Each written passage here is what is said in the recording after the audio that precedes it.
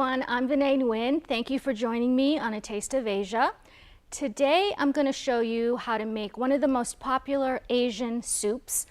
It's a Vietnamese noodle soup called pho. It's spelled P-H-O, and probably most of you have had pho before.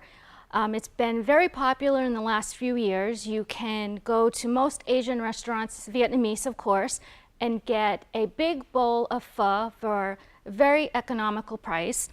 But today I'm going to show you how to make pho a quick version, what I call cheater's version, because normally it takes anywhere between 3 and 4 hours. Soup in Asian culture is consumed throughout the day, even for breakfast. It's a very popular, common breakfast food. In fact, pho originally was for breakfast or a snack, but now it's available in Vietnam throughout the whole day. When I went to Vietnam, there were streets lined with our modern day food trucks. It was just a small little cart or a stall with pho along every street. So you can see how important this dish is to Vietnam and its people. And I say dish because it really is a meal in itself. It's essentially a soup with rice noodles.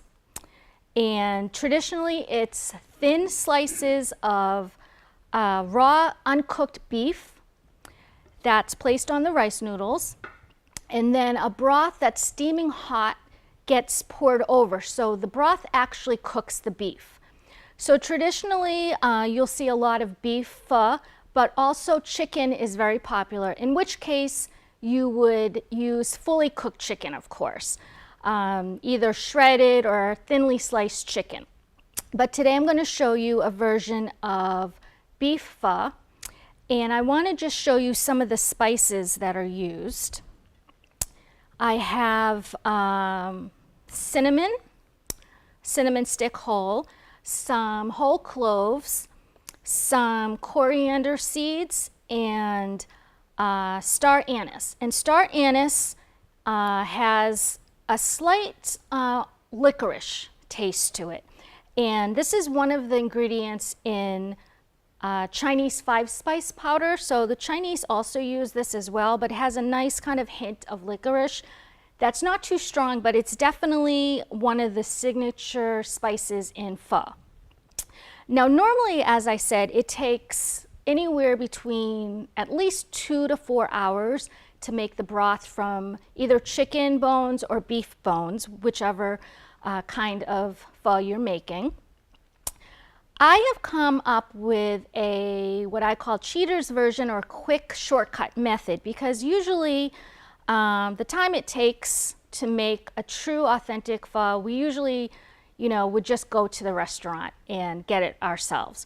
So this is just to give you an idea of the flavors and the spices that are used, and then you can appreciate the time that actually goes into making an authentic pho. So what I do is buy beef broth at your local grocery store, your favorite brand. And the one time that I don't use low sodium beef broth is when I make this broth. And the reason is we're going to dilute the beef broth, because many of the commercially sold beef broth has a flavor of carrots, celery, and parsley, which obviously is not Asian. So we want to mask those flavors. So the spices that I mentioned will add that Vietnamese signature flavors and kind of eliminate the celery, carrots, and parsley. So I take about, for example, 4 cups of already prepared beef broth, and I dilute it with usually half the amount of water. Now, the shortcut method, there are a few little tips that you want to do to still get the flavor of pho. What I did was take a good size onion as well as a good hunk of ginger. And ginger is one ingredient that's used in all of Asian cuisines, from Chinese, Japanese, Vietnamese, Thai, Even Indian cooking uses ginger. So we have a good hunk of ginger with the skin still on, as well as an onion that I've charred already. And you can either do this over a gas stove as you would with roasted red peppers, for example, or even under your broiler. And the reason that you do this is to intensify the flavor. They almost become a little more sweet. So once you char your onion and your ginger, you would just peel away the charred outer layer. And same with the ginger. And then you would add those to your pre-bought full salted beef broth that you've diluted with water. And then the spices, I always toast first in a dry pan. You don't need any oil. Just over medium heat for maybe a minute or two at the most, just to bring out that extra flavor. Again, it's the cinnamon stick, the whole cloves, the whole coriander seeds, and the whole star anise. And that just brings out the flavor a little more. So you could just put that right into the broth, but if you toast your spices first, it brings out more of the flavor. So the spices, along with the onion that's been charred, as well as the ginger that's been charred, go right into your diluted beef broth. And then after about 30 minutes, after all the flavors have seeped into the broth, kind of like you're making tea, you just strain it out. And I added a little bit of sugar for sweetness. And then the one ingredient that is probably the most important ingredient in Vietnamese cooking is something that's called fish sauce. Now, it doesn't sound appealing, and to be honest, it has a very strong, pungent smell. But you can't cook Vietnamese food without it. Just as with Chinese and Korean cooking uses soy sauce in how we season our food with salt, fish sauce is used as the salt additive. So you add a little bit of fish sauce to your seasoned broth. And that's the reason why I put in a little sugar beforehand, to balance out the saltiness. So it's that salty with a little sweet. Now, fish sauce is essentially made from fish, usually anchovies, that are fermented and layered with salt. And then it's strained out, of course. And what's left is this all-purpose seasoning that almost has the color of iced tea. You don't want anything darker than that. And this is used in nearly every Vietnamese dish. So if you've had Vietnamese food before, most likely you've had fish sauce. Thai cooking also uses fish sauce as well. So if you've had Thai food, you've also probably have had fish sauce. Now, if you don't like fish, some people aren't crazy about anchovies, even though some people love it on their pizza. Or if you happen to be a vegetarian or vegan, I would substitute soy sauce, although it's not the same. It doesn't taste the same. In fact, probably the only similarity is that they're both salty. But they have two totally different flavors. So if you did have to substitute with soy sauce, you could, just to add a salty flavor. But fish sauce really does have its own distinct flavor. It's used in dipping sauces, it's used in salads or in soups, as we're doing today, stir fries. It's really the backbone of Vietnamese cooking. Okay, so I added my fish sauce, and you want this steaming hot, not at a rapid boil, but hot enough so that when you assemble your soup with your rice noodles and your uncooked, thinly sliced beef, the broth will be hot enough that it will cook the beef.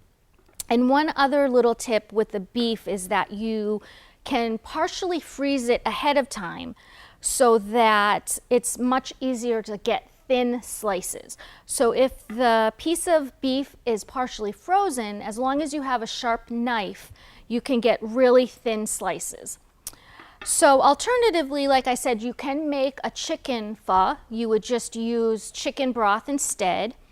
And whenever I make chicken pho, I actually do the same ingredients, but in addition to the spices and the onion and the ginger, I also add in the stems of the cilantro. In Asian culture, we try not to waste anything. So although some people just generally use the stems or the leaves, I actually like using the stems to put into soup broth as well. Okay, so I'm going to make sure that my pho broth is very hot, and I also have a separate pot of water to refresh the rice noodles. So the rice noodles come dry, and you have to soak them in warm to hot water for at least 15 to 20 minutes, and then you drain them. And then before you assemble your pho, we're going to just plunge them in hot water only for about maybe 10 to 15 seconds is all it takes. So just to describe the other ingredients before I put the soup together, Vietnamese cooking, there's always a fresh element, usually what's called a table salad. A lot of times with even an appetizer such as a spring roll, you'll get leaves of iceberg lettuce and fresh herbs that you can eat with your spring roll. Same thing with soup. There's always a fresh element that you add to the bowl of soup, or whether it's stir fry, there's always some fresh herbs like the cilantro I mentioned. We have mint. We have also what's called Thai basil, or sometimes it's called holy basil. It has a different taste than Italian sweet basil. It's actually more of a slight licorice flavor, so it's a little different. It's usually only found at an Asian market. If you can't get Thai basil, the combination of mint and cilantro works very well. But Italian basil is really not a substitute. Cilantro, by the way, is the most widely used herb in the world. It's used in all different types of cuisines, not just Vietnamese or Thai. Chinese use cilantro as well as African cooking, as well as Indian cooking. So it's the most widely herb in the world, but I find that either people love it or hate it. And I love cilantro. I always ask for extra when I'm out at a restaurant. So the other part of the table salad for the soup is thinly sliced onions. Sometimes you'll see sliced thin red onions, so either yellow or red onions. There's always a spicy element if you like it spicy. I have some Thai chilies, as well as jalapenos work as well, but these little red Thai bird chilies are spicy. And there's always some fresh lime wedges for a little sourness if you want to add that to your soup as well. And we also have bean sprouts for that kind of crisp crunch. And all of these garnishes, so to speak, are added by each person. So this is a very kind of make your own type of meal. It's a very personalized way of eating. Part of Vietnamese tradition is you kind of make your own and you make it the way you like. So it's kind of a fun way of eating. If you have guests over, they can make their own bowl exactly the way they like it. So what I'm going to do first is get my rice noodles into the hot water just for about 15 seconds.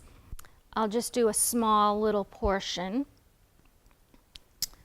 And you have to have a big, large bowl if you're eating pho. As I mentioned, it's really a meal in itself. It's more than just soup. It's really a meal. So I'm going to put a little bit more, like that. And so I have my large soup bowl ready. Okay. So this little basket is very common in a Vietnamese household for this purpose. So you put it right there. Okay. And then I have some thinly sliced sirloin. You can also use, for example, eye round or even London broil. And so you can see how thin the slices are. And you just lay them out somewhat in a single layer so that once I put the hot broth on, it will cook evenly. Okay. And as I mentioned, if you wanted to make a chicken pho, you would just put fully cooked chicken because the broth won't be hot enough to cook raw chicken. But beef is very pho. And then our delicious, quick, shortcut version with all those spices, the cinnamon, the cloves, coriander, star anise, the charred onion, and the charred ginger. Those ingredients really makes this distinctly Vietnamese. This is the most popular, probably considered the national dish. Okay. And once I pour the hot broth, you can see that it instantly starts to cook the beef. Okay, and the aroma is so enticing. You smell all those warm spices. Okay, now traditionally, each person would make their own bowl. I'm just going to add a few bean sprouts, go right on top. As I mentioned, a few thinly sliced onions. And if you like it spicy, either some fresh sliced jalapenos or the Thai bird chilies. You could also add either sriracha, which is very popular, or sambal, which is a chili garlic sauce. And then, of course, a little bit of fresh squeezed lime. And then whatever fresh herbs you like. I love cilantro, as I mentioned, so I always put extra in. And if the stems are small and thin and tender, you can put the stems in as well. Perfectly edible. And you see I'm just tearing by hand. You don't have to pre-cut any of the herbs. You actually want it to be kind of rustic and, homey feeling. You don't have to be fancy about this. That's also another characteristic of Vietnamese eating is other than it's very personalized, it's very casual. So I just tear into smaller pieces. And then the Thai basil that I mentioned, or holy basil, sometimes it's called.